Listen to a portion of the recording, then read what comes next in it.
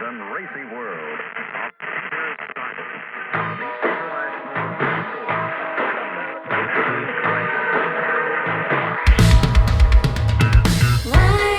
Wind me down, wind me up, oh wind me down. Just take me home with you. So yes, welcome to the Railroad Park Podcast.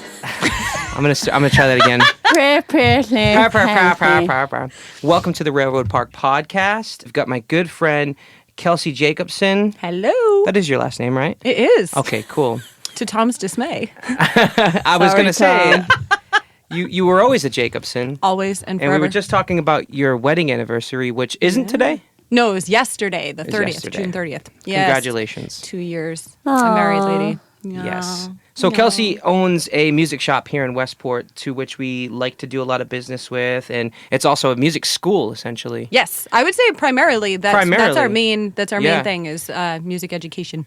That's great. Yeah. All right. I especially feel close to your organization because so many of your teachers record records here, and now so many of your students record records here. I know, that's which is awesome. It's fantastic. I love the kind of pipeline that we have. Yeah. Well, it's nice to have, especially working with like younger students, and by that I mean generally under 18 or like under 21 Yeah. even. But like having a safe place to funnel them to is huge. And I have to mention that my ears perk up whenever I hear that, when I get a client inquiry that they go to Double Bar, because I know that they're going to come here with this sort of threshold of like education, you know. Yay. They're always a pleasure to work with because they know so much about theory, or it's just a pleasure to work with almost anybody who comes out of that place. That's Yeah. awesome. They So- don't suck as people or musicians. Yay! Yes. Oh, cool. All right. Well, I feel like we can at least take credit for maybe half that. Yeah. Well, nonetheless, I appreciate you, and I appreciate the work that you sent me. Yes. And I love it. And what I was saying before my microphone started clipping was That never happened. that, there was a moment where I was like, man, I'd really love to get Kelsey on the podcast. And I had done 2 of your podcasts. And for anybody who's listening who hasn't checked out the Double Bar podcast, you should definitely use your device, podcast app, Spotify, Stitcher, whatever you use to We're listen. everywhere. Yeah. Vaguely music. Vaguely Music. That's the Yes. title. Sorry. I that. don't know if I think I may have told you, but we actually had a 74-year-old gentleman inquire yes. about recording. And I asked where he had heard of the studio, because whenever I get a cold call, that's the first question. Yeah. You know? Where are you coming from? Yeah, Come on. exactly. You just called me. How do It's you 9 in the know? morning. I run a studio, not a breakfast joint, you know? And he had said that he heard my podcast on Vaguely Music, and That's he awesome. liked it. And Ooh. what a guy. What a guy. That's awesome. Yes. That's awesome. So, but the moment that I felt like we should really do a podcast was after we had a brief conversation at the famous Oriental Pearl, OP. This was I miss it so much. pre-COVID. I miss it so much. It hurts. Yes. I miss karaoke. Pre-COVID. I miss hearing Nickelback. You know, I love the food there, and you like hate it. No, that's fake news. I don't like the crab rangoons, but everything else is all right. I was going to say, I Okay. feel like it's like a solid. The scallion pancakes Yes. are very good. You get an I excellent never had those. Whoa. portion. Oh my God. Yeah. That's It's an like, understatement. You're like, oh my God, did I pay a little bit too much for this? And then you're like, oh no, this is like 5 meals. Yeah. Like I'm sorted This for the will week. last me for one sorted whole for the week. Yeah, and I want to just go on the record by saying I think they have the best crab rangoons around. So Whoa. you need to check yourself. I don't know about that. Really? I might not agree with you on that. Okay, I'm I outnumbered. definitely Yeah. don't. So yeah, we had a conversation at the OP about how difficult it can be to run a music-based business in, maybe not even in just Westport, but just a music-based business alone. I can't speak to running a real estate business or an accountant firm or anything like that. Yeah. But I can speak about how difficult it was to get my business off the ground, which is a music-related business. I mean, we're not in Nashville, we're not in LA, we're not in New York, and I don't know if that means anything, but we had a good conversation. I want to thank you too for kind of like the small bit of advice. Maybe you didn't even realize it was advice, but I think Well, it was. We were at the OP, so We I were may at not the OP. remember much. Yeah. Yeah. We had a few drinks. Don't remember. But I asked you, how long did it take before you felt like you were, I don't know, comfortable, I guess you Yeah. could say. And you said something like 7 years. Yeah. And that was Yesterday. That was sobering. It was sobering. Yeah. But it was also what I needed to hear. Yeah. Because I feel like, there's a lot of pressure when you're running a business to be a profitable business or to be Yeah. successful or whatever. And nobody said 7 years to me.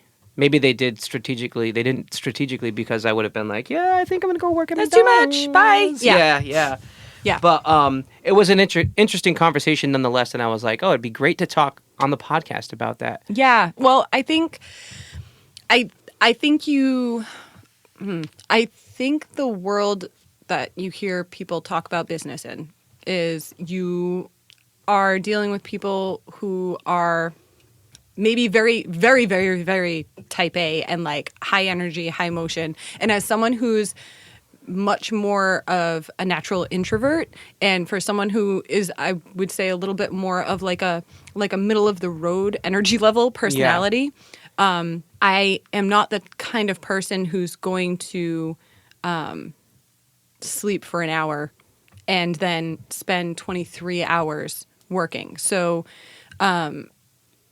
I feel like going through the process of switching into self-employed, starting a business, doing all of that, I actually did it in the context of how can I function sustainably doing this by myself? Yeah. And as someone who doesn't have that like total high energy, energizer bunny nonstop. Yeah, you're like, stereotypical right. business owner. Yeah, you're that Jeff you see. Bezos. Yeah, right, exactly. You're Wolf of Wall Street. I can't, I personally am not happy functioning that way. And so when we first opened the doors, that was like something that was super clear and something that I just couldn't do.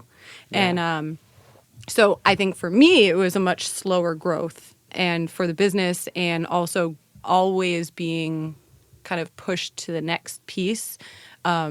Takes a personality that it does tend to be like a little slower moving and a little bit more introverted, Yeah. and is always in a state of being a little uncomfortable because Yeah. everything's moving Yeah. faster than I initially want it to. You mentioned that you're introverted. Oh, wicked. And that was, I actually had that on my notes over here. I had a wanted small to- chuckle to I myself. wanted to ask you about that because I do feel like doing this sort of thing, it does it does take a certain type of personality.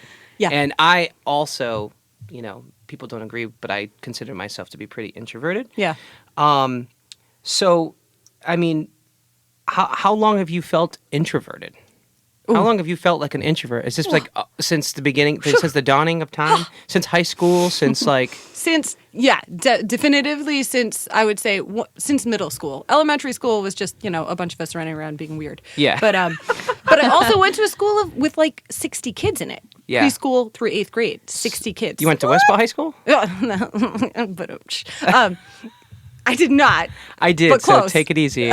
And I'm pretty sure your sister went to the same She school. did. Okay. She did. No, Okay. this was much smaller. The class size was literally 5 kids. You know Frank Black from the Pixies graduated Yes. from there. All right. Okay. So take it easy on Westball High School. That's my top 3 bands, man. Is it really? Yeah. Very cool. Yeah. We just recorded a band that was sounded very influenced by the Pixies, and it was a dream. That It was brings a me dream. joy. But yeah, so in high school, you were pretty much kind of a keep to yourself kind of person. Yeah. I mean, I think, my mother is a performer, and she is the ultimate performer. She cannot help. Would you but- say she's extroverted? Yes. Yes. Oh, yeah. Very much so. But I think she's actually grown to be a little bit more introverted as the years have gone by. Yeah. But You change. her natural state is just to be performative in front of people. She's done theater, she's done music, she's done all sorts of like public speaking, and that's just like a place where she shines. And she raised me and my sister to be that way too. So I think both my sister and I have really, really great speaking performance skills, but it takes a lot of energy because it's like Yeah. it's not our natural state, but the skills Yeah. are there. That's what I get all the time. People are so surprised when I like try to tell them that I'm an introvert. And really what it comes down to is energy. I can work in the studio with a solo musician all day long. We can have a 16-hour marathon session, and I'm far less exhausted than I would be going to a party. Yeah. Or just, and I'm Yep. great. I'm great at socializing. People are very surprised to hear this about me, but Yeah. I can physically feel my bandwidth just like shrinking as every conversation. Oh, yeah. And it's a bit difficult and it's a bit exhausting. But one thing I said on your podcast too is I feel like you sort of, in the hurricane, you kind of feel like of starting a business, I feel like you kind of start to develop a stamina for it. Yeah. Oh, yeah. What are some of like the most difficult moments that you've had, like navigating the owning your own business world or starting your own business world, being an introvert, especially? Is it having those customer service conversations every day, or Yeah, I would say customer service, that's never really the issue, because when I think of customer service, even if it's bad, it's short. It's not something that stretches. Yeah. And I think good or bad, it's like hey, I'm helping you for this short period of time, and then we're moving through and on to the next thing. The hardest part is any kind of like business relationship, people management, staff management, like collaborative, that is ongoing. And I think that's the piece that's always, I think, the most stressful. Yeah. And sometimes even when it's positive can be the most draining, because it Yeah. requires so much, emotional and mental energy. Yeah, it's a great point that you made, that it is ongoing, even to the fact where I guess if you're managing folks, you kind of have to anticipate potential situations. Yes. Potential social situations. I mean, even just anticipating something might happen. Yes. And trying to draw these plans out in your head. If something does happen, how am I going to successfully navigate this? Right. Cool down the environment or whatever it might be. Right. That can even be exhausting. Just Oh. having that weighing on you. I know me personally. All the backup plans of, I have a and hard mean, time sleeping at night. That's anxiety in a nutshell, right? Mm-hmm. And I think people who are self-employed, right? I like that all three of us are like, Yeah. yes, feels like home. Anxiety is my middle name. It's so true though, and I think there's a line there that's like a healthy amount of preparation, and I don't know if I've successfully hit that. Yeah, there's I don't definitely think an I have. unhealthy amount Yeah. of preparation, isn't there? There's so Yes. much, yeah. There's so Yeah. and you carry the possibilities, right? Because you're Of course, planning for yeah. contingencies, good and bad. Like, Yeah. what am I going to do if everything goes as planned and this goes bigger than I expected? And how do I plan for that? And how do I plan my staff for that so they don't get overwhelmed and blah, blah. But I don't want to psych it up too much, because then if it goes south, then I got to stay optimistic. It's like, But It's it's ongoing. also an incredible thing about human beings. I feel like Yeah. Anybody who just says they don't have anxiety is lying. Obviously, some people suffer with it more than others. I don't but trust them. Yeah. It is Yes. everybody They're not has real. it. It's a survival technique. yes. Having anxiety about a situation, it prompts you to run these scenarios through your head and be more prepared for whatever situation, whether you're getting attacked by a bear or you're anticipating a Doing client to walk through the books. door who's potentially going to have a problem with an employee, or, especially I can only imagine being sort of an educational based service with young folks. Yes. That's got to be like twice as much anxiety, Yes. because it's not like the studio where I can just, run around swearing and whatever, like anything goes. Not that I do that, by the way. No, never. you know. Of course. Wouldn't dream of it. Totally PG. But I'd imagine it's even more difficult to work with younger folks. Yeah. Well, there's a lot of trust that Yes. people are putting in your hands. And and I then there's parents. Yeah. And they all crazy. I do have to say, we have fostered a really, really overall wonderful student base. Yeah. Families overall have actually been phenomenal. There's always going to be, That was my next question. there's always going to be.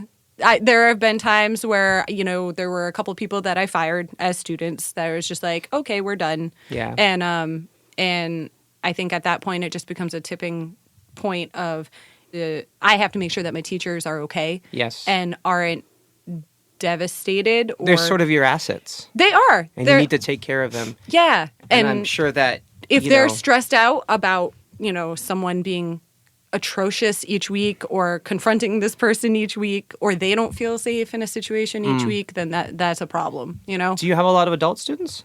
We do. Nice. Yeah. Yeah. Are they typically easier to work with? Oh, no.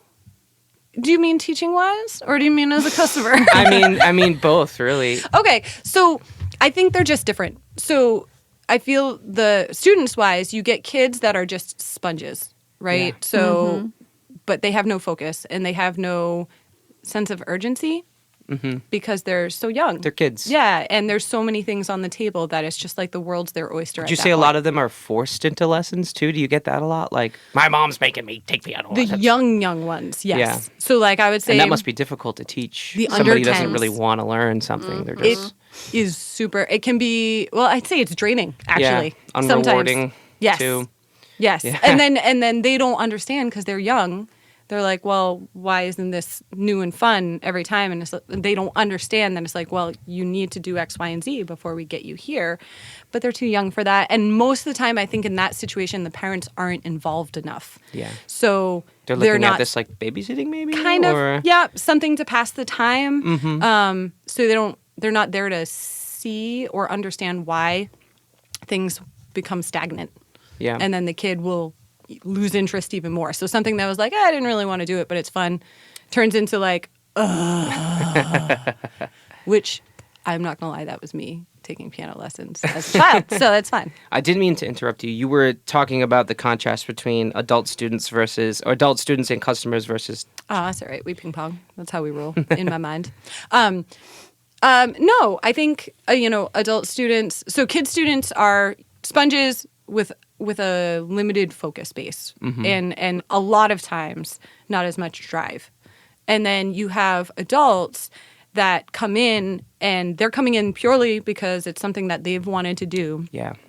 So they have the willingness and they have the drive, but then life is completely in the way and they either lack time or other things just conflict, or sometimes we have students, a fair amount of students that are like over 70, and sometimes it's physical. Sometimes it's like their body just takes longer to coordinate muscle behavior and do all of that stuff. So then that's an interesting kind of balancing act to keep them enthusiastic and positive, even though their body's taking longer to do what it needs to do. I feel like myself, I have a hard time learning things. Okay. And I always have. I've always been in bands. So, like playing guitar, there's always another guitar player, and he always learned things quicker than me. But I was always sort of an asset to the bands that I was in because I was willing to put the time in. Right. Because I am like the person that you just described where I have to practice. I feel like I have to practice twice as much as a lot of people do, where I know guitar players and musicians and in general who just like pick things up like that. 2 seconds flat. No, I know. That was me and my sister growing up. My sister, she was the like Really? that, and I was like, hold on, let me try that harmony again. Hold on, let me try that harmony again. Hold on, one more time. Yeah. That's funny. Yep. So as a self-proclaimed introvert, do you find it difficult to work with kids or easier to work with kids? It depends on the kid. Depends on the kids. It depends on the kid. I have some little ones. Kids that can I be very love. draining to me, They too. can be. You know, all the energy and... Yeah, I find it's easier to just be like myself with kids, right? There's no sense of like, hold on, here's my professional self. Here's my face that I have to put on all the time, so that way this is like a comfy place for you to come in, and there's a consistency that's like people are happy to come into because it's reliable. But kids, you can just. They prefer if you are who you are because they can kind of see through the like, you're in a bad mood, but you're trying to smile at me and now it's just creepy. They see right through that, and I kind of love that. Amazing. Yeah. Amazing. I have to say, pretty much the majority of younger folks, kids, if you will, that I've worked with have come from Double Bar. I was going to ask, what is the youngest person you've worked with here? Oh, good one. 16, I think. How old is Cassie? 16. I think she might I have would been. say 16. No, was Alyssa 15 when she recorded here with Off Kilter for the first time? She might have been, but I think probably she was around that 16. age group, 16. which Yeah, is they're which all is around the same age. 18. Well, she's older. No, Alyssa's older than Cassie. Cassie. So, Probably Cassie then? Probably, yeah, probably was Cassie. great. And she was fantastic. That's the weird thing about. Oh, wait. You worked with Off Kilter. I have worked with Off Kilter. So church. Church. Oh, church. Oh, church. Oh, talk about sunshine in life. Oh my gosh. He's got so much energy. Such an optimistic ball of energy and fun. What a sweet kid. What a lovely lad. What a talent Watching too. that kid. So to speak to the merits, right, as exhausting and as like hard as small business can be, Church is someone who is exactly why I love doing this job. Yeah. And when he came in, he was like, I'm, 10 or 11, I casually play, and like everything is like a varying time, and he's losing his place, or the sticks are falling out of his hand, and it's like, it was adorable, but obviously messy, and he was young. Yeah.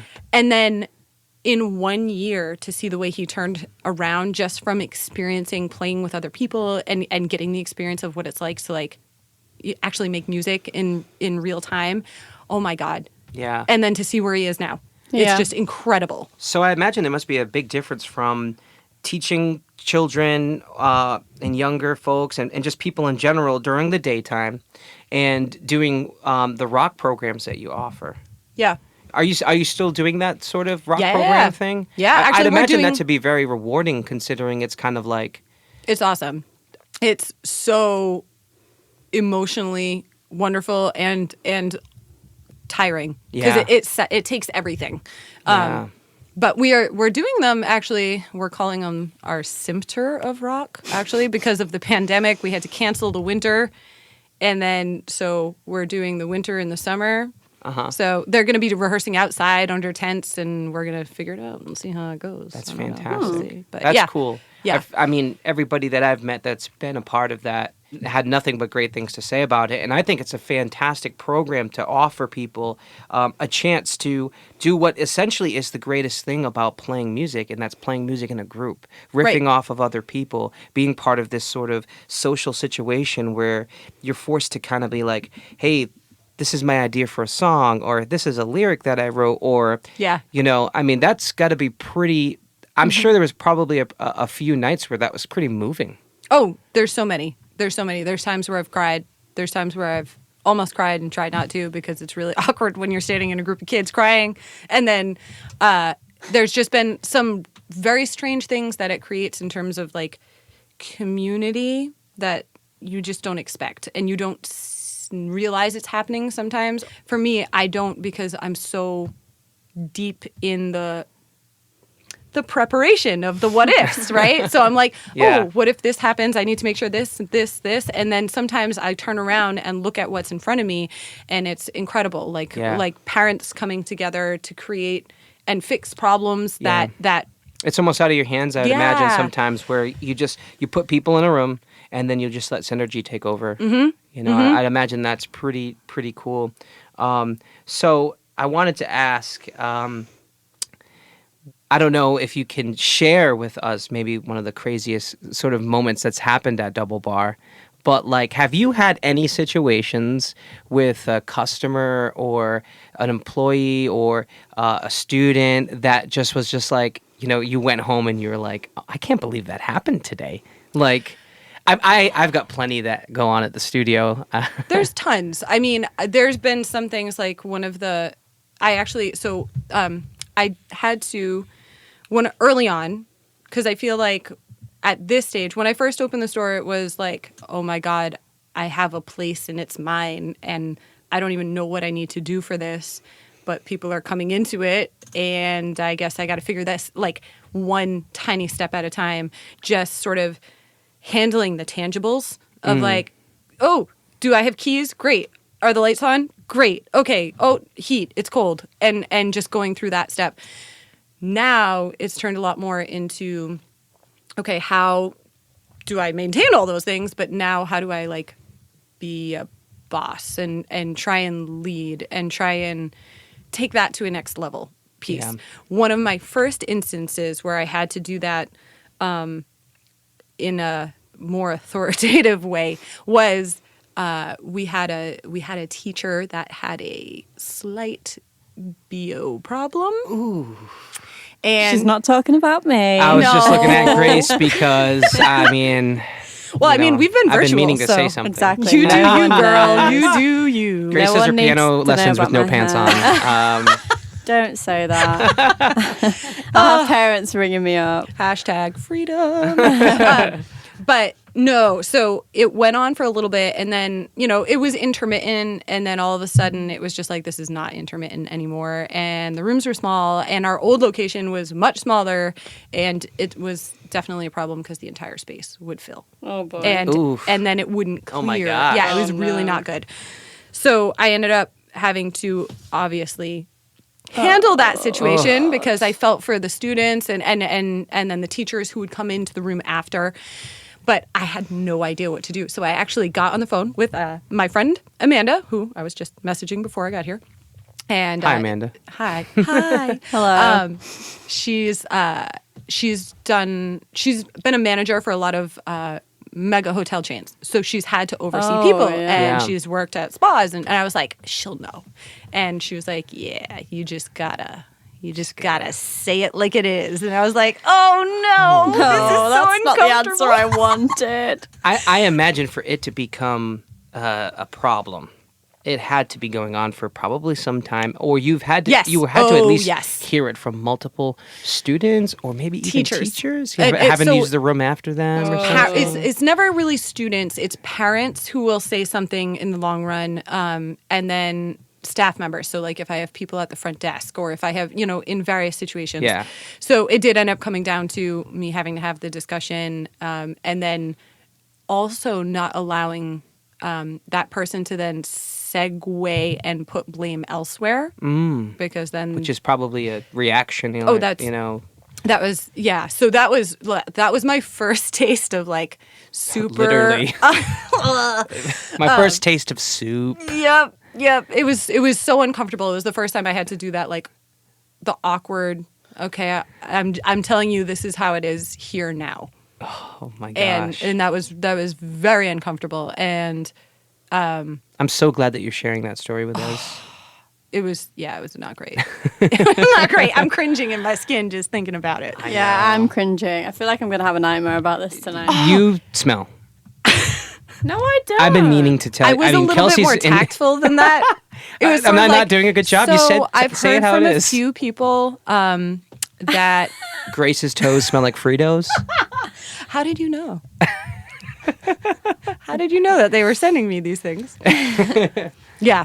So amazing. So I'm kind of curious, like, what led you to own this establishment? I mean, was it a dream of yours to teach or not? Is this something that kind of fell in your lap? Or And not. I mean, that's the way life is. You know, I would have never dreamt of owning a studio and being the kind of the guy that's not on stage or not in the limelight. You know, Yeah, yeah, obviously yeah. it's sexier to be the rock star. And, you know, nobody gives us the credit that is due because a lot of rock stars suck until we grace their productions. Shape them.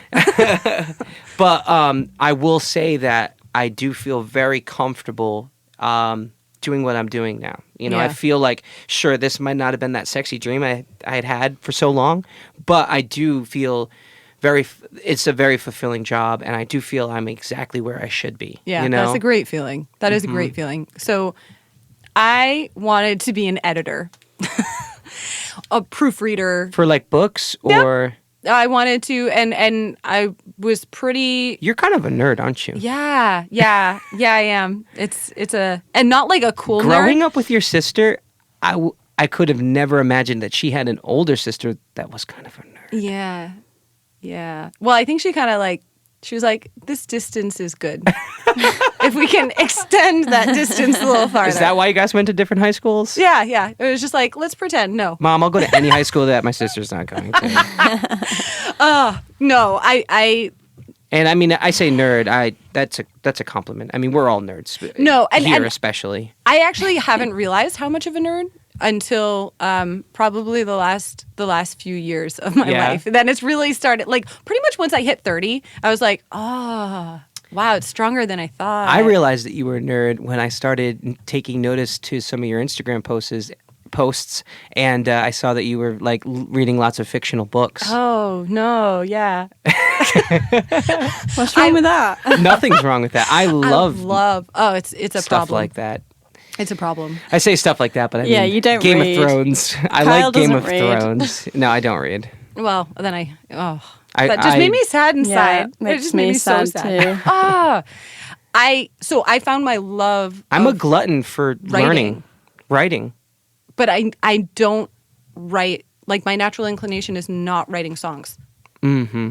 It's writing stories. Same. It's writing stories. Yeah. Fictional, typically. Sometimes. Mm-hmm. Sometimes, or like really very, very like, the kind of 90s like stream of consciousness, Very that was- cool. Yeah, very cool. But that I found, I love to read. I discovered fantasy on, my Instagram is just like, here's all the books I'm currently reading right now. Yeah. But yeah, I love words, and I think words have a lot of power. Absolutely. And I loved that piece. And so I was like, I'm going to be an editor because I want to be able to help people say and convey what they really mean. Yeah. And in whatever medium, right? I'm happy to do that. And I then think I'd enjoy that too, actually. Now It's- I think about it. I think it's really, really empowering, because I used to do a lot of tutoring and things like that, and like seeing people on the other side of it once they felt like they actually got out what they were trying to say. Actually, especially working with people who are not English speakers as their first language, and then when they get something to say what they're trying to get it to say is really cool. But I was going to do that. That's what I was in college for. And then I got sick, and then I dropped out of college because, I got sick. And then I was already teaching. I had been teaching for years and years. And then Singing? yes. Yeah, teaching singing for probably 7 years already. And then the space in Westport, the old Friends Music on Route 6 in Westport, became available. And it was something my mother and I had toyed around with and talked about a few times. And it became a reality in 45 minutes. Wow. Yeah, we had 45 minutes to decide if it was do you Wow. want the space or not? Yeah. So it was very, Wow. yeah, it was yeah. I think you made the right decision. I feel like a mentor of mine once said that, opportunity is never opportune. And I think you made the right decision, that you really didn't have much to lose, in a sense that, if you decided that it wasn't for you, I'm sure you could have gotten out of the situation pretty quickly. Oh, yeah. But how many years later, and you're here? I know, it's And you've crazy. got a new space. Yeah, we're about to hit. We're hitting our 8th year anniversary this Wow. year. So I almost think. a decade of Double Bar. So weird. So That is strange. so cool. So Yeah. I'm curious. When you took the keys and you got the space, did you sort of have an idea or sort of a dream that you were going to be that you would essentially be offering things like a rock program and sort of these kind of Yeah. non. Oh yes, that was the main goal, because I came from teaching at a few different places, and one of the things I hated was the way that it was just money for a lot of places, and the core of teaching and the power of teaching and how big an impact you can have on someone through that was just getting tossed. And it was heartbreaking to see. And I was already doing all of these weird side things on my own with my own voice students. And so I was like, this is what I want to do. I want to be able to offer a variety of skills. I want to be able to offer a variety of opportunities that give them hands-on experience doing this, so that people aren't going off into the world sort of with excessive rose-colored glasses on about what music is. Yeah. Because if they don't, they will actually have a longer lasting relationship with it. Yeah. And also to be able to give them the opportunity for the people who don't fit in, the quirky, weird oddballs that don't have the outlet because their school doesn't have funding, or this Yeah. doesn't have funding, or they don't have a basement that they can make crazy loud noises Or in. hell, friends to play with. Yes, exactly. Like they can find all of that. And that was one of the main purposes when we opened the doors, which is why I would say we're a school first and then now retail second. I think you are a school first. Yeah. Totally. That makes a lot of sense. So the pandemic, Ugh. COVID, I feel like we can't not talk about COVID. We could not.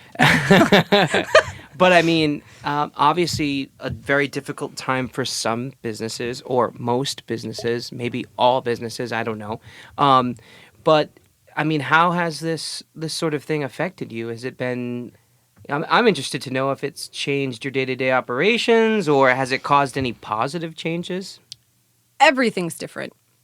It's a whirlwind of different right now. Yeah. So you can't teach kids So in person. we can't teach in Which is person. probably the most effective way to teach anybody anything. Definitely the most effective way to teach, especially because especially for some or students at a certain level, part of the lesson is playing simultaneously with Yeah. them or co-creating. That's fun.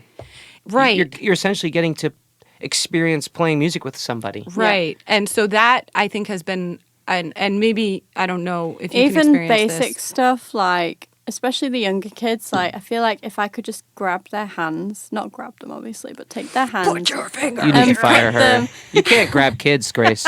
Not grab. You know what I mean. I don't know what they're doing in England, but that's Gently frowned upon take their here. hands and place them on the keys that they should be on. Yeah. Instead of me saying, put this finger here and here, and then because it's a forward-facing What camera, are you teaching? everything. Stop it.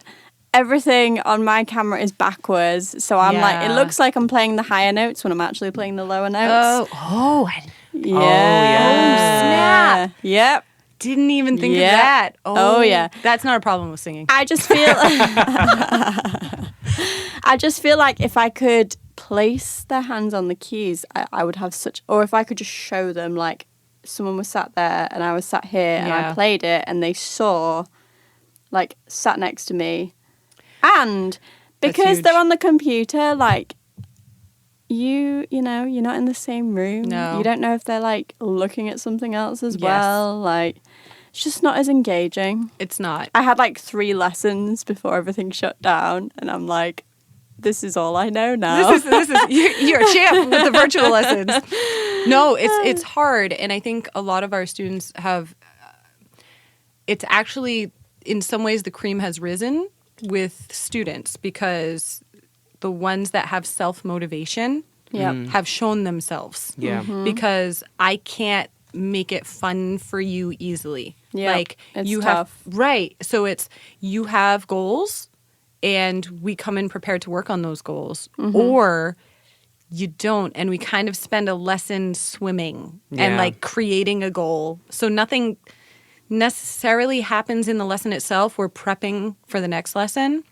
And Highlight of my last lesson last week with Martha was that a wasp found itself into my room, and I spent the last 5 minutes running around like, oh no! She's like, "You okay?" I was like, just hang on a I'm minute. just trying not to die. I'm just trying not to get stung by an insect right now. Yeah. She's like laughing at me. I'm Oh like, yeah, she's a treat. She's a great Oh, example yeah. of someone She's who's so good. who's like very very invested in Oh music yeah, overall. she's so great. Yeah, but that's been hard. And then technology problems. Not everybody has access to technology. My phone overheated yeah, last week.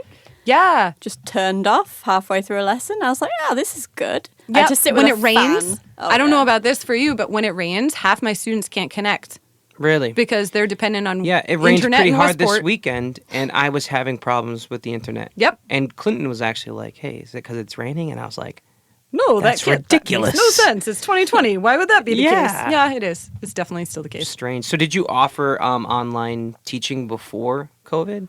We did. Not many people took us up on it. Yeah. I think people were very reticent to jump on that. Yeah, people Yeah, are of kind of course. funny when it comes to. I like, would be too. Yeah, and I understand, but we do have people now from across the States, United yeah. States. So we have people from like Georgia, That's New cool. Jersey. I've got someone from. Is it New Hampshire or Vermont? Oh, I always confuse those Same two. thing. Yeah, well, a mountainous area. Somewhere up. So that's been nice. It's opened the door in that way. Yeah. How has It's it been? lovely. How has it been coping with the fact that your retail operation was kind of halted for a while? We actually, I would say the one positive is that we used the time to revamp our retail. And Yeah, the store looks great, by the way. thanks. Dennis did a great Yeah. job. He did it. Yeah. Yeah. He took It's my massive. It's like Guitar Center in there now. That's what we're going for. Guitar Center with low ceilings. You know what I mean? Well, Guitar Center is a Hobbit low Guitar ceiling. Center. I want to add. Oh, that was I'm great. not a big fan of Guitar Centers, Hobbit. or at least the ones around here. It's the Hobbit whole Guitar Center. Yeah. Oh, That's on brand for you. we're going. Yeah. We're going there. I love Lord of the Rings. Yeah. So that's been cool. We did not, as you know, we had this discussion. I did not get my loan early on in the game at all. Yeah. So I am grateful that we've been in business for 7 years, because if we hadn't, I don't, and especially after just moving to this new location, I don't know if we would have made it through. Yeah. That's just real. So this is there must have public been knowledge. some anxiety about. Yeah. Oh yeah. No. Just a little bit. Done. I was Yeah. done. I was on the couch. I was a mess. Yeah. I was a mess. Well, and we, between the pandemic, between canceling programs that were just about to culminate, Yeah. and then trying to kind of plan, but knowing that I couldn't plan to fix that. Yeah. And It was sort of chaos. I mean, nobody knew Nobody what was knew. going to happen. nobody knew. Yeah. So- Nobody still knows. what's Nobody gonna still happen. knows that. That's a Right. great point. I mean, And we have lots of people asking, and that's equally difficult. yeah, it's looking like we're going to have a steady return of the COVID. I know. And that's a little scary as well. Yeah. Oh, yeah. Because I mean, at this point, from in our industry, I'm seeing other music schools go back and have face-to-face lessons, Oh Yeah. no. which is terrifying because it leaves us in a really awkward situation where we're trying to can imagine. be socially responsible. Well, and I'm going to go to careful. this other place because they're open. Yes. And Or that is I'm going the to go to this concern. other place because you're opening. Right. How irresponsible. But surely Right. with children, you'd want to keep your kids safe. No. Well, it's- unfortunately, I feel like everything nowadays is so politicized. it's super that politicized. Yeah. It's just like you really Oh, can't boy. please Yeah. everybody. You really can't please. No, and Everybody. Westport does tend to be Just a being little bit safe is making a political statement. right, and Westport does tend to be a little more on the conservative side. Do you So- find that? I Really? did see I a do Black find Lives that. Matter sign in Westport the other day, and I was so You're- happy. Listen, Whoa. don't crush my dreams of feeling like South Westport is just like this super liberal It's not. place. You know, I think I felt like you just go to Little Compton and then you get like, or like a Cushnet. I feel like that is just like, Oh, might as well be yeah. Alabama. Might as well be Alabama. A Cushnet frightens me.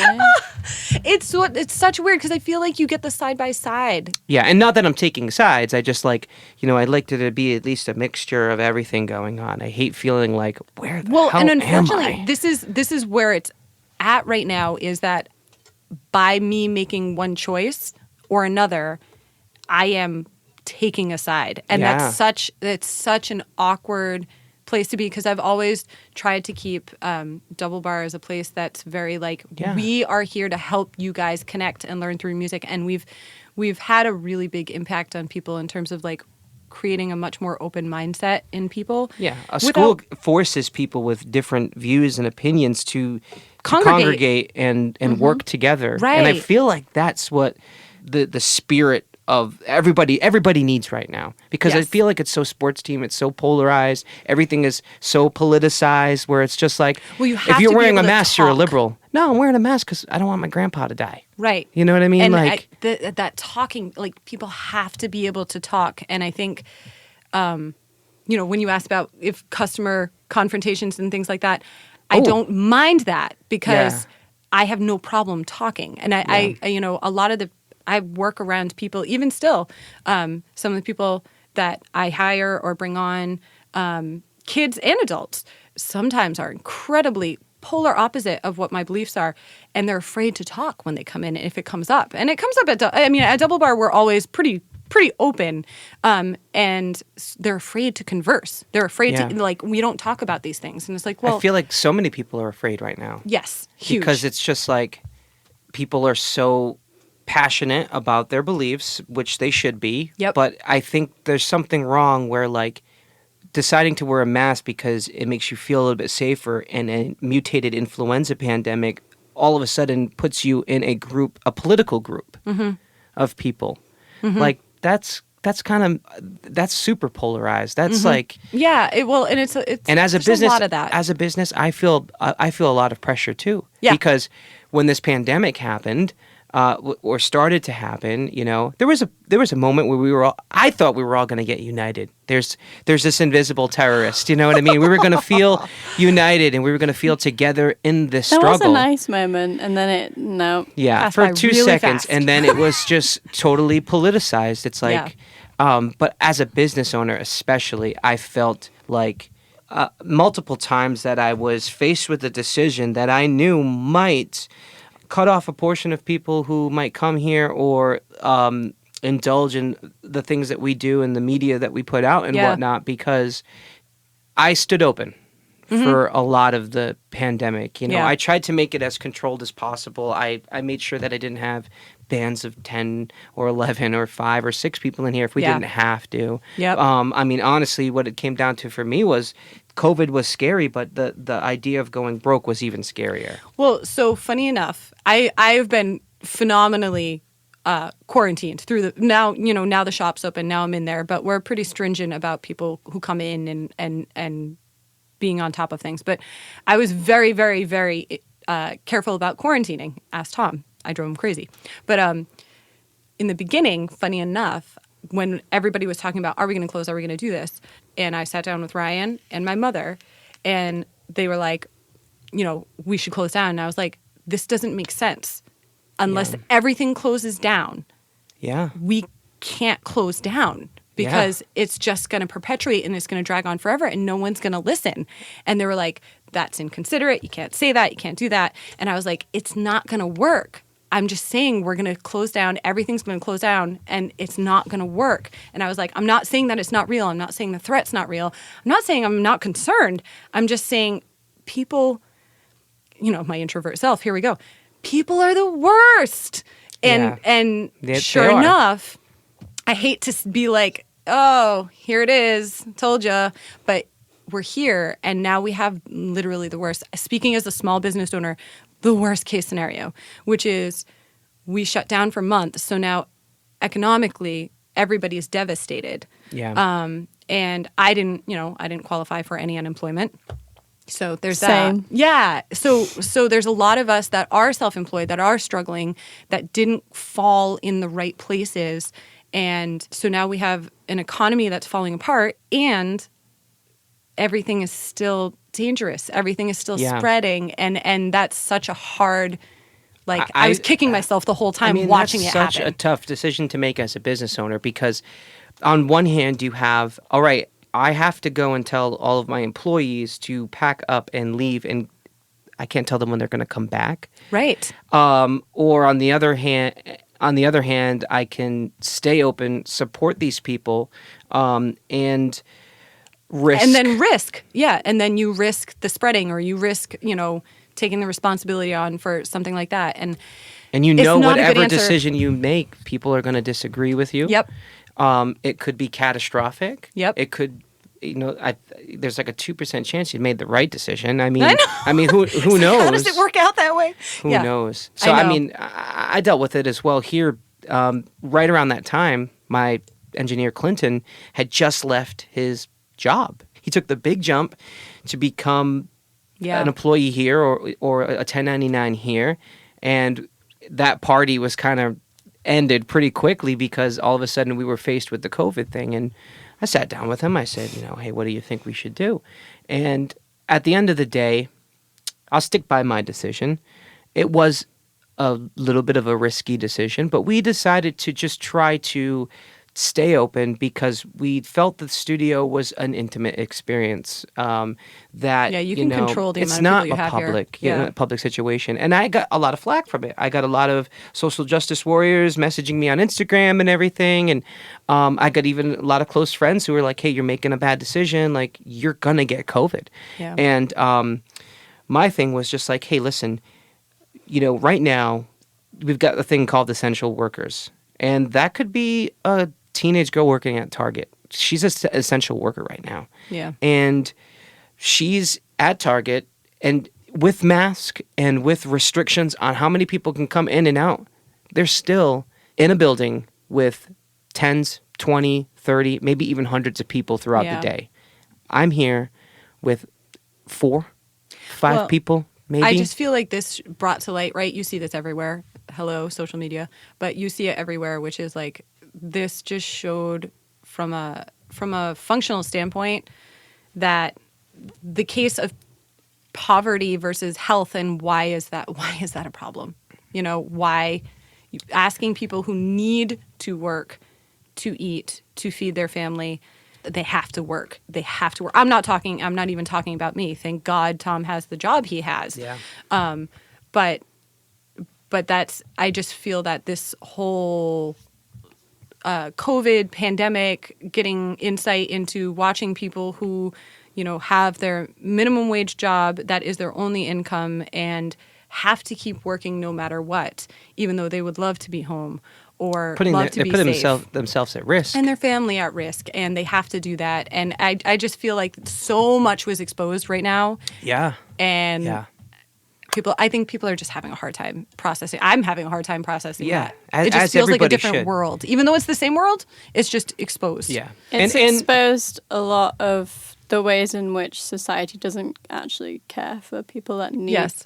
And it's Yeah. shown a lot of, I think I read somewhere that the amount of money they've spent on stimulus checks could have funded universal healthcare for a number of years. I'm like, there you go. Yeah. There's the money. Yeah. That's where it was. There it is. It was there all Surprise! along. well, you've got this constant push and pull of misinformation, propaganda, really, that is able to politicize things to a point where staying safe isn't even a priority. You know what I mean? Which is kind of grotesque. And I mean, not to get political, but I feel like if there's No, we're already there. anything, we're there. already We there. are there. We are there. Okay. Deep in it now. I'm about to go off. One of my biggest issues with the situation locally, and I mean, in America rather, is I just feel like there's such a gaping hole where leadership needed to be practiced when it came to the Yes. pandemic, and especially when it came to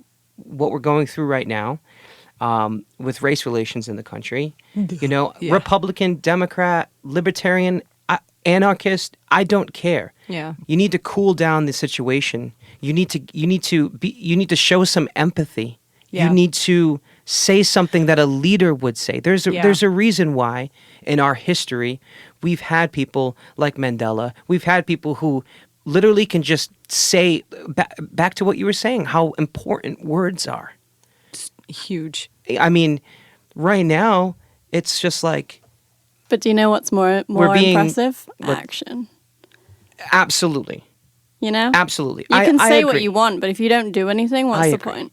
But even action's obviously more difficult and more effective. Yeah. But I mean, start with saying something that shows Yeah, a maybe bit of don't empathy entice and leadership. or incite Empathy and hate. leadership. It'd be like you running double bar with your ego. And, anytime something went wrong, instead of leading and managing, you just being like, oh, it's that person's fault. Right. Oh, really helpful, Kelsey. Like, you know what I Right. mean? Like, Problem's still there. Now what? Yeah. yeah. So it's frustrating, and I'm ready to vote in another A cabbage at this point. Yeah. I like that idea. Oh my gosh, I'd vote for a that is the cabbage. perfect vegetable. Because it's like nope, cabbage, And it's all Nobody's going musical for that. notes. I Oh actually my taught a gosh. student, we were learning how to write notation the other day, and one of the words was cabbage. So there you go. Oh, solid. Solid.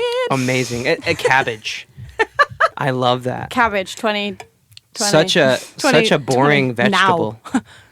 It's like, what do we do with this? I don't know. Boil it. Boil it and I like done. it. We know you're from the UK. I'm sure Tom loves cabbage too. No, he doesn't like that. It smell like the way it Really? smells when it's Really? cooked. Oh, No. I don't care. I like cabbage. To be fair, probably wouldn't have said it, and I wouldn't have voted for it.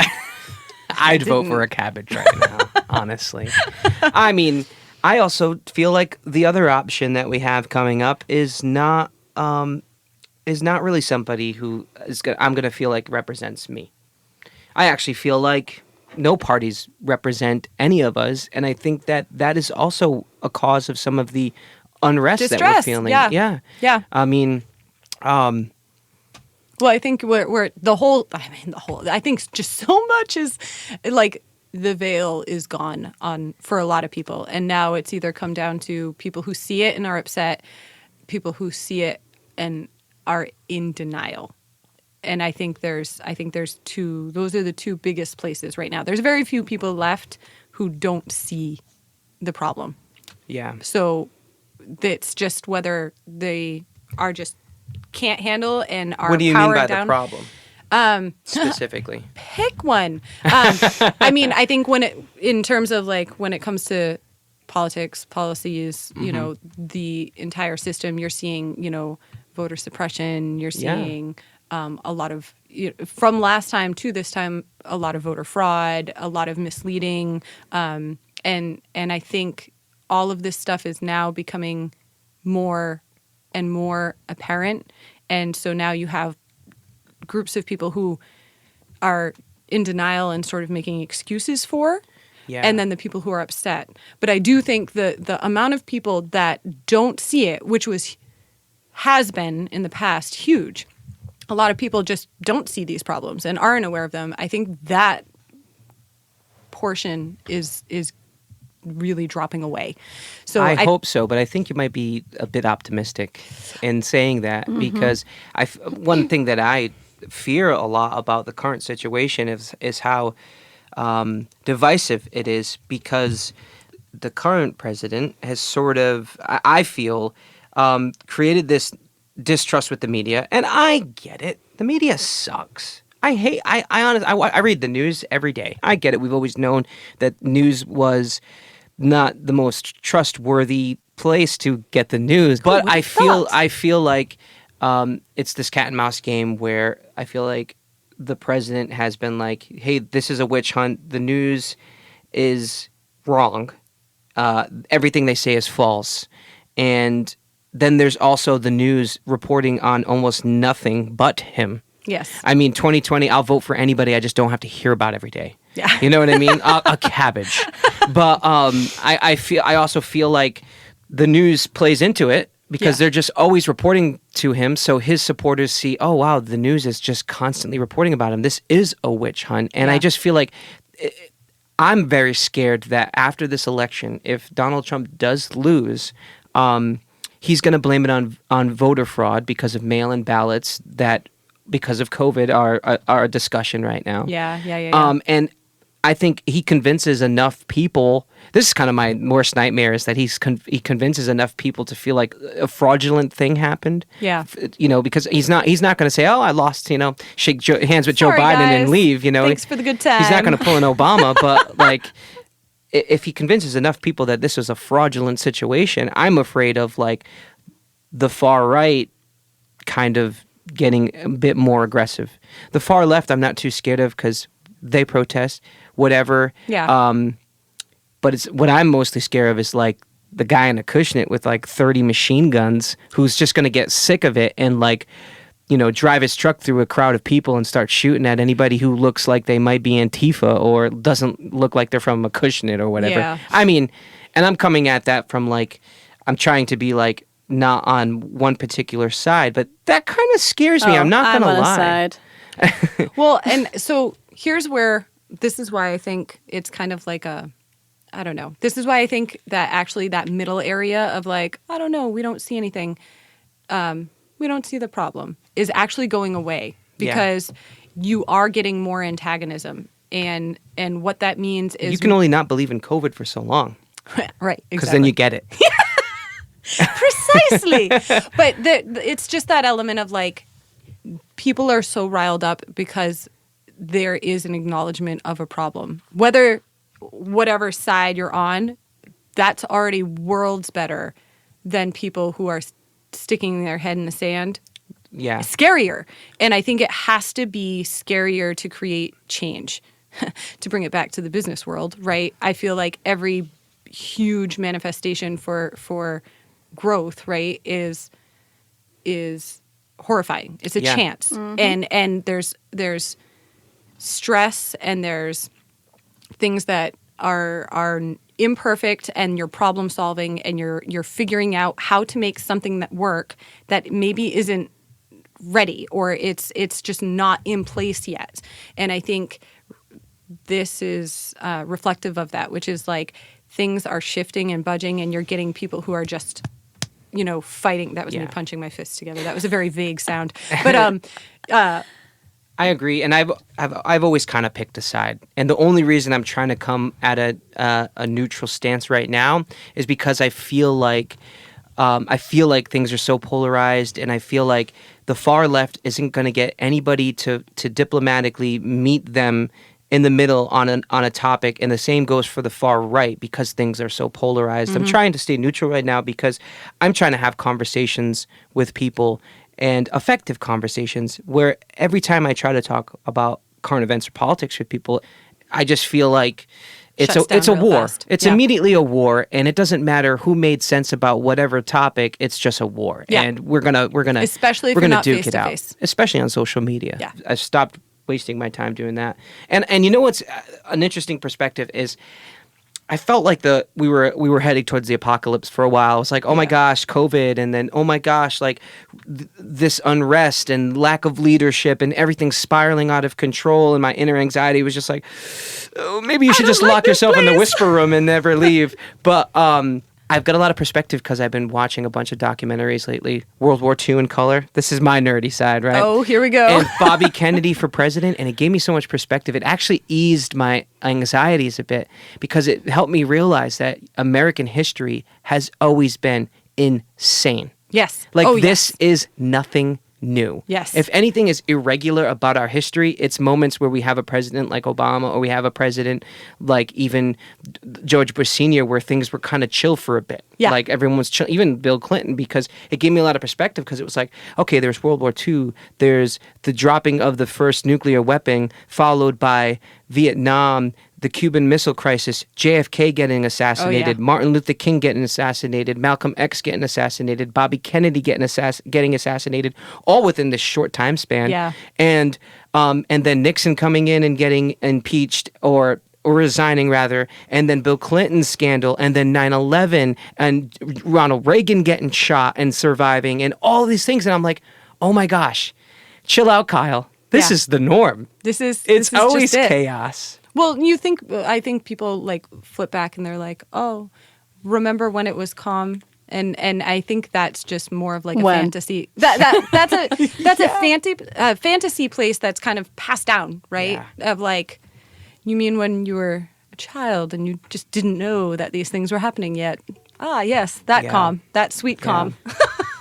I guess what is a little anxiety inducing is the fact that, especially on racial topics, this is still, sadly, a thing. Oh yeah, It's 2020, Yeah. and we still haven't managed to stop oppressing people. And it's kind of sickening, which brings me to a question that I had for you, since we're on the topic of like politics and the current climate and everything. Has this type of situation, has that affected your business in any way? Have you done anything to sort of, regarding it? Like, are you talking about with like the Black Lives Matter racial? Yeah. Yeah, okay. Because I feel like whatever you believe, everyone's should feel sort of a pressure to do something, say Yeah. something, So a lot of or do something.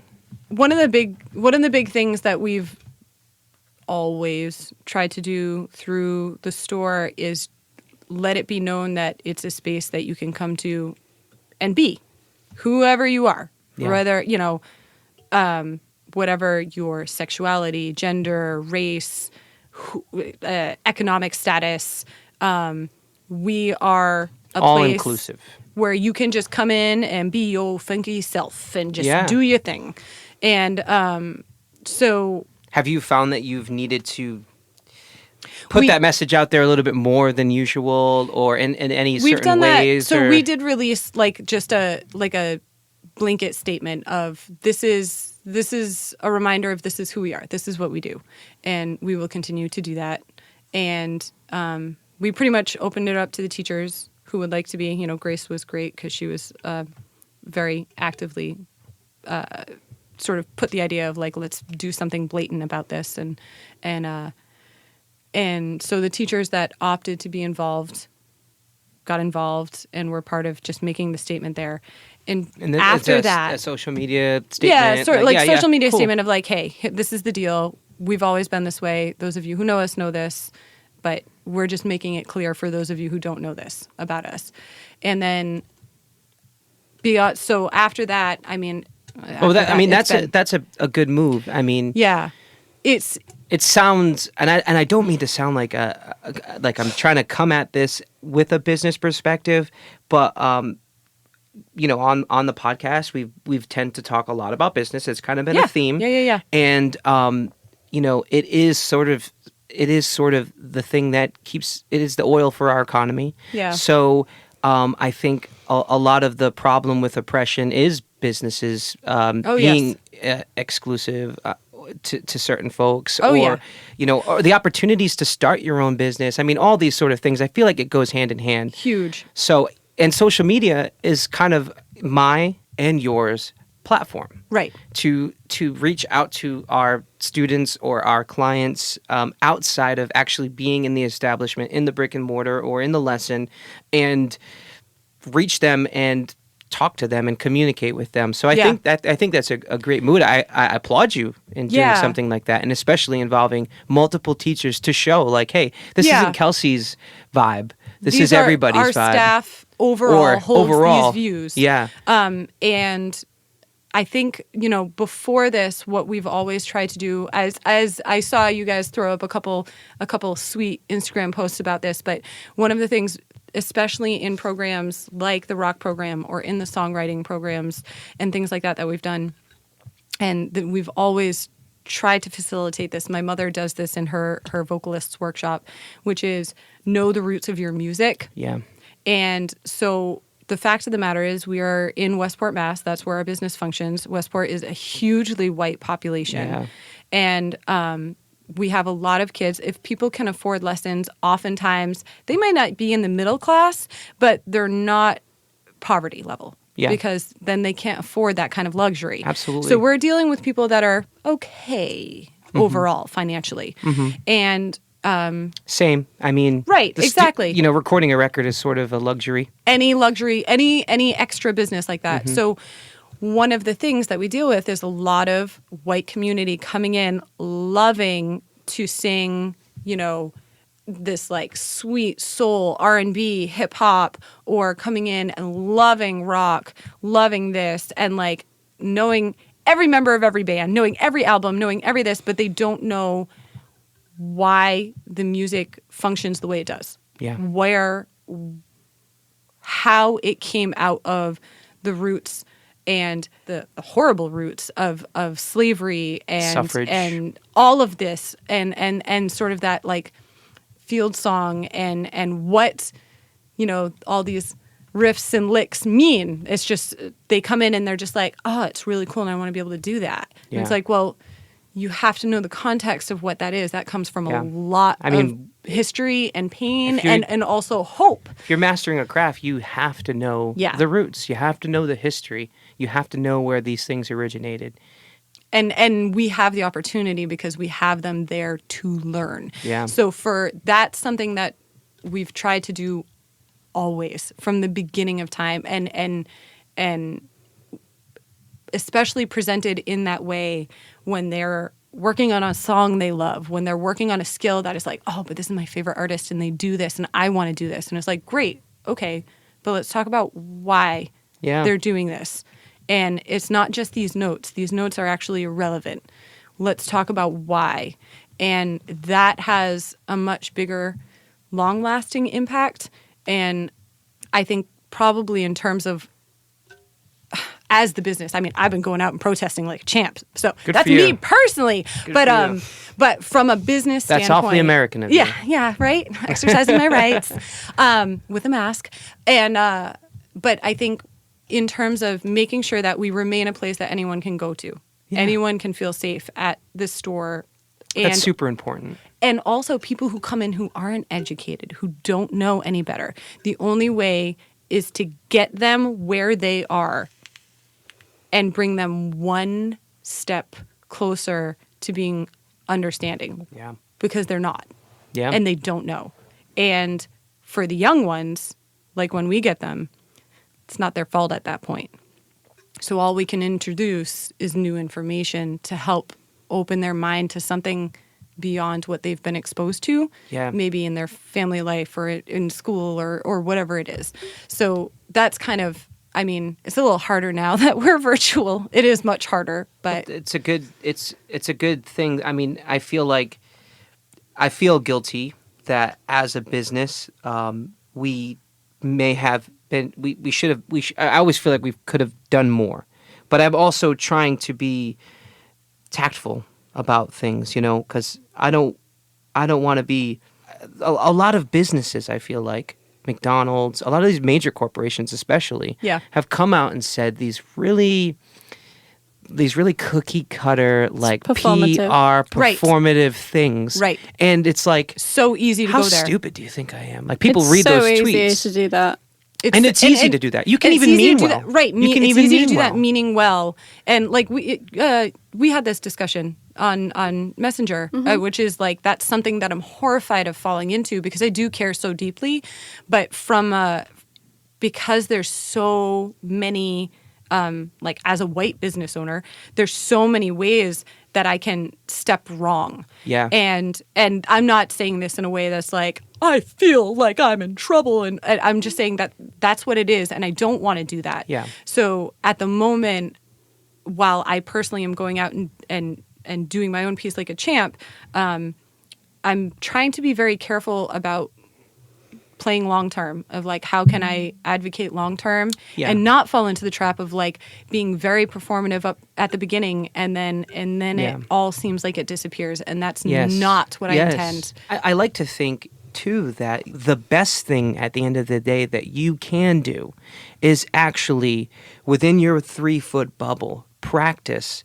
check yourself, practice being an all-inclusive business and operate in a way that is inclusive and woke to this thing. And I feel like it's very hard for me to understand. I guess it's not, but it's hard for me to understand the other side of the fence when it comes to this topic because I've always, as long as I can remember, I've always been a music fan and I've always been very excited by diversity. Mm-hmm. As far as my day-to-day operations at the studio, I get a really good feeling when I have a diverse clientele of folks from all different places, all different countries, all different colors. It excites me. It makes me feel good, and I don't need to be performative about it. I don't need to post. I do feel a little guilty that maybe we haven't posted as much as we could. I've been a little bit nervous because I don't want to come out as seeming performative, as we were saying. I'm kind of ball and chain to my business, so I haven't been able to really get out and be a part of any protest or anything like that. But I've tried to donate money to causes. And also, I try to make sure that like none of that shit goes here. Like, if I never, because I have a very diverse clientele of people of all different colors and people of all different backgrounds and everything, I that's just not accepted here because I've always kind of like look at this studio, this recording studio as sort of a sacred temple. Yeah. You come here to close the door to reality and create art and express your anxieties or your feelings or get it off your chest in this environment that is in order for this place to successfully operate, it has to be a judgment-free zone. Yes. You have to come out and sing out of pitch. You Yep. got to come out and sing lyrics that you wrote at the darkest time in your life. I've had so many Yep. clients cry here, and I think that's healthy. Yep. It's like, I love music that makes the hair on the back of your neck stick up. That's why I love music. It's always been an outlet for me, and it's an outlet for so many people. Yeah. So in order for this place to successfully operate, it has to be non-judgmental. It has to be all-inclusive. And I hate to say it, it has to be a safe space. Yeah. It has to be a safe Yep. space. So it's never even, unfortunately, it's never been, at least while I'm at work, a thought. Yeah. Now don't get me wrong. I am a white business owner. I am so privileged, you know. Yeah. I try to remind myself of that. I am so thankful for the place that I grew up, to the parents that took care of me, and all of that. Yep. And I mean, I could go I could go for hours on the history of this property and where their studio is. Yeah. I'm very lucky to have been able to capitalize on this corner of a great property and everything. And it comes down to history. Mm-hmm. It comes down to history. This property that this studio is on has never had a mortgage on it. So the interesting thing about this property is it goes way back in my family. It goes way back in my family, and Yeah. it was actually when people were coming into I'm going down the rabbit hole, but it's relevant. When people were coming into the Fall River area during the Industrial Revolution, or when people were settling and everything, Westport was nothing. Right. There was no roads. There was nothing. No, it nothing was just here. fields and forest. So they were actually incentivizing people to move out of the city and out here by, if you bought X amount of tea, they would give you a parcel of land in Westport. Oh my I mean, God. like a lot of tea, like tons of tea. I was gonna say, But it was almost yeah. like the prize in the Cracker Jack box. Oh my God, that's and so amazing. my family history about the property that we're standing on is this was all like tea prizes. Oh, This land was given away.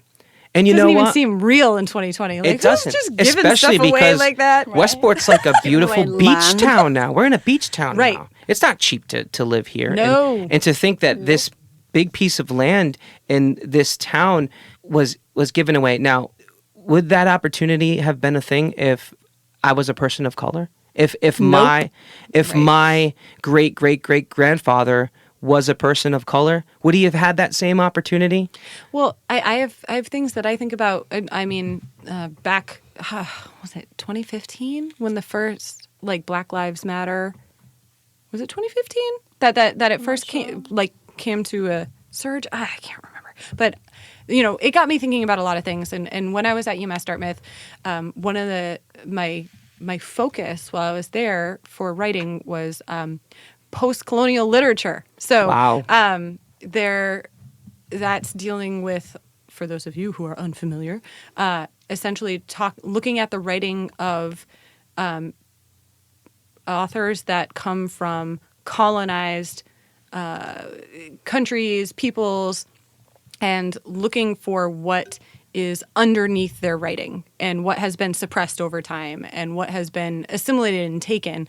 And then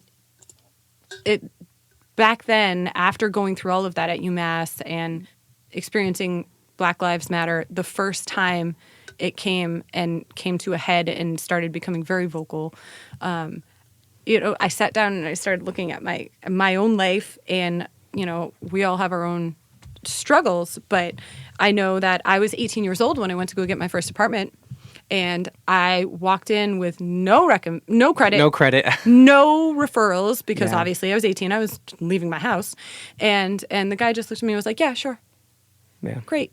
And it was a great little apartment. I love it, but I know that it would not have been easy if I was Black. Yeah. And not in the neighborhood that I was in. It would have been much harder.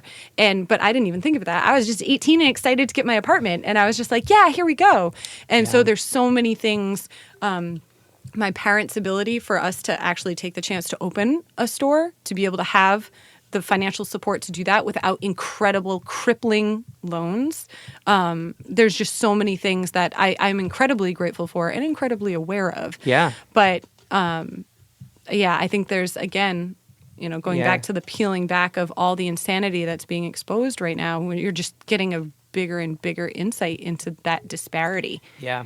I think one of the most shocking things for me to learn about was honestly, probably 3 or 4 years ago, I learned about redlining. And that was Oh, yeah. extremely disturbing to me. Oh, yeah. Because that, for me, was such a clear representation of systematic Yeah, racism. picking and choosing. Yeah. Systemic racism. Yeah, I mean, especially as I'm getting older and I'm realizing, and as I'm taking on more responsibilities as an adult, and things like taxes are now a part of my vocabulary, and it's to realize that forcing people to be in this particular area where, I mean, it's just so disturbing to me because, the whole property taxes thing here in Westport, our taxes went up because they were building a new school. Yeah. And that's when I kind of first realized, oh, that's what the taxes do. Yep. Like they want to build a new school, so the taxes are going to go up. Yep. And then when you force a huge community of people to live in a certain area, and thus the value of those properties go down because people are racist piece of shits, that means schools are underfunded, and it just exposes this domino effect. Yep. What was even more disturbing is it's like something like this was going on, and no one ever talked to me about that. Yep. I never knew about that sort of thing. I know. Well, You know what I actually, mean? That's quite disturbing. You said on our first podcast that is lost in time. So for those of you who don't know, that first podcast, the recording crashed, so you will never hear that first podcast, although it was very good. R.I.P. podcast. But at that point, you said something really interesting, which is, information is so available now. School is amazing because it packages it and organizes it, and it gives you a very fluid way to move through that information. But information's available now, so I think we're seeing and we're learning and we're exposed now to things that were harder to come across. It was harder to find evidence of. It was harder to hear professionals talk about that, where now someone with, 5 PhDs can go and say, I'm going to make a YouTube channel that literally is just going to inform everyone about the subjects that I know inside and out. And this is at your fingertips. So I think it's, there's a reluctant wake up that is slowly but surely happening.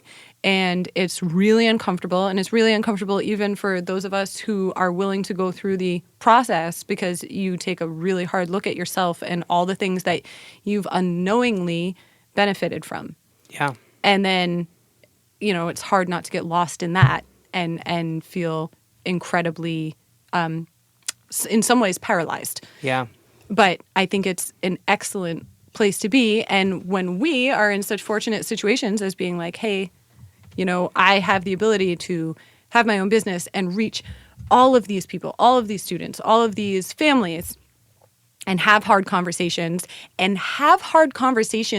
with people so that, minorities and people of color don't have to. Yeah. They can focus on other things, and we can sit there and, have the awkward, uncomfortable, oh, but have you thought of this? Well, what about this? Well, why do you feel that way? Yeah. And have to sit there and listen to it because, frankly, I truly the feel Black like communities listen to that more than enough. it's a cancer. I mean, obviously, there's instances where it's quite obvious, but there's so many instances where it's quite nuanced. Yes. And it's also bred this sort of spread of oppression that has been swept under the rug. Yeah. I mean, for me, It's incredibly subtle. it can be, and that's quite disturbing. We kind of have to wrap up, but yeah. With that being said, Super abrupt Yes, ending. suddenly.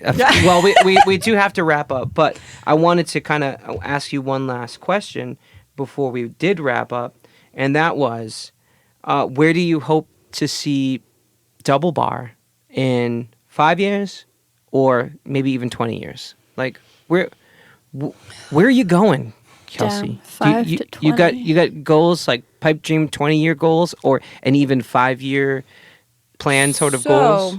Well, this is an interesting thing. So I'm actually, my future is cloudy at the moment. I say, looking into my crystal ball. But for this reason, which is I have been wearing a lot of hats at Double Bar for a long time. I have been owner, accountant, payroll, cleaning Everything. person, voice teacher, program teacher. I mean, pretty much you name it, I've been doing it. And I'm actually at an impasse right now where I'm trying to decide if I'm going to continue actively teaching as much as I've been doing. And so I think right now what Double Bar is kind of in flux because it's dependent on what role I take. Do I dive deeply into teaching and allocate sort of like the day-to-day functioning of the business end of the business to someone? And do a hard step out from that, but that's very hard to do when you have a vision for your business. It is. So I've been teaching voice probably for 16 years. Wow. I think- That's longer than Grace has been on this planet. Shut up. Sorry, she's young and I'm jealous because I'm old. I'm 6 years Are you younger than older than me? I think we've gotten this I conversation think before. I am. Yeah. Oh, that makes me How feel old are so you? good. Oh, but what if it's not true? How old are you? 31. I'm 33. Yes. I'm 33. I'm 33. I'm 33. Why do you keep saying I'm feeling awfully young. I gotta go. I'm 33. old one. Yeah, so I've been teaching voice for a very long time, and I love teaching the programs. So I love the programs, but I think the direction that Double Bar is going to go in is going to very much depend on if I do step out of being as much of a private teacher as I have been doing, so that we can open up the avenue for a lot of other programs. So this I is hope I'm translating this correctly, but it sounds to me that you need to take a step out of the hurricane so that you can focus on growing your business. yes, Which that sounds so exciting to me yes. because you're an inspiration. No. I've been trying avidly to let go of the steering wheel a little bit so that It I only can. took me 8 years, and I still haven't let go yet. Yeah. I mean, I get it all the time. You can let go. You can let go. Yeah. You can let go, and it's a scary thing. Yeah. And I You're also, like, no. I mean, Yep. I guess Me I'm rock not trying to climbing for the enable first myself. I'm not trying to enable myself, but I feel like there's got to be a strategic point where it's safe to let go, where I know the car's not going to swerve off the road. Yeah. But I do feel as if, if I don't get out of the trenches and up on the hill, I'm not going to be able to strategize, and thus we're going to be, as far as the business goes, this plateau. We're not going to grow enough. We're always going Right. to be uncomfortable, and we're always going to be fighting Right. for the next paycheck It's surviving. or whatever. It's Surviving. not. It's not striving towards something. It's just surviving. So is it sort of bittersweet because you love to teach, but you also are you eager about I'm taking that role? I'm ready. I'm ready to shift. I think I've taught for a long time, and I think it's become more and more clear that it's a step that I need to take. And I think I've slowly been working on leadership and becoming clearer about what I need from my community of various levels of staff, whether teacher, front desk, managers, this and that. It's become clearer and clearer what I need to succeed, and now that I have a better notion, and that's from good and bad, from me growing and making mistakes, and from watching others that work for me make mistakes and putting this all together. It's just, I think it's going to be something, it'll be gradual. It's not going to be like a sudden, like, I'm out. But I think it's going to be. But it could be a massive turning point in your business. I think For it your needs business. it. I Yeah. think. it always does. I think it needs it. It always does.